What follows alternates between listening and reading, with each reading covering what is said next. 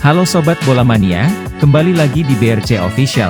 Ada kabar menarik nih mengenai bak jodoh Persib dan Persija kembali kena comeback tim zona merah.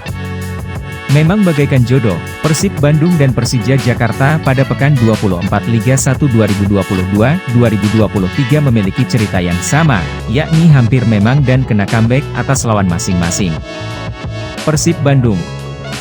Hasil buruk masih didapat Persib Bandung di pekan ini. Klub berjuluk Maung Bandung harus kalah untuk kedua kalinya secara beruntun dan membuat peluang Persib meraih juara semakin kecil. Tidak hanya itu, Persib juga mendapat sanksi tambahan untuk penjaga gawang utamanya, Teja Paku Alam. Hal buruk pertama didapat Persib jelang laga melawan Persik Kediri di mana Teja mendapat sanksi lebih berat dari Komisi Disiplin, Komdis, PSSI. Teja dinyatakan melakukan tindakan tidak sportif saat menghalau bola dengan tangan di luar kotak penalti dalam laga melawan Barito Putra pada 27 Februari 2023 di Stadion Demang Lehman, Kota Banjarbaru. Dengan tambahan sanksi itu, Teja harus absen membela Persib di dua pertandingan, yakni melawan Persija Jakarta dan Persik.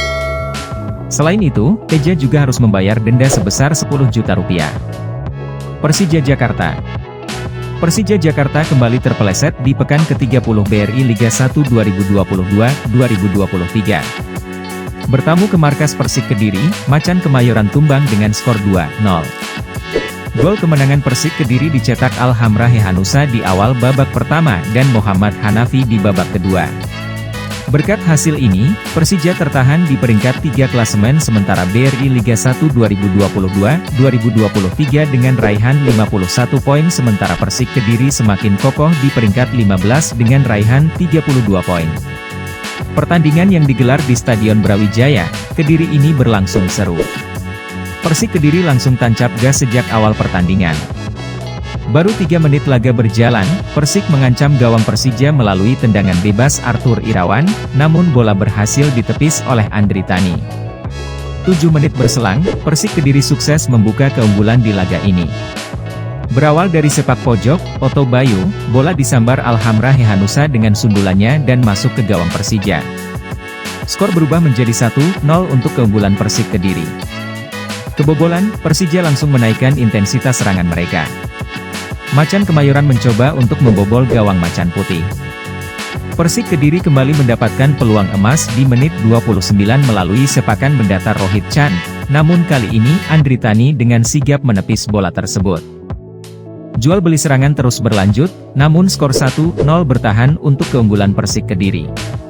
10 menit berselang, Andri Tani dipaksa untuk memungut bola dari gawangnya lagi. Kali ini Muhammad Hanafi mencatatkan namanya di papan skor setelah ia mengonversi umpan dari Yusuf Meliana dengan sempurna. Skor berubah menjadi 2-0 untuk keunggulan Macan Putih. Persik kian percaya diri usai unggul 2-0 sementara Persija terlihat kesulitan untuk membangun permainan mereka lagi. Alhasil hingga wasit meniupkan peluit tanda berakhirnya babak kedua, skor 2-0 tetap bertahan untuk keunggulan Macan Putih. Nah itu dia Sobat Bola Mania untuk update kabar kali ini, bagaimana pendapat kalian Sobat? Tulis pendapat kalian di kolom komentar ya Sobat dan jangan lupa untuk like, comment, and subscribe.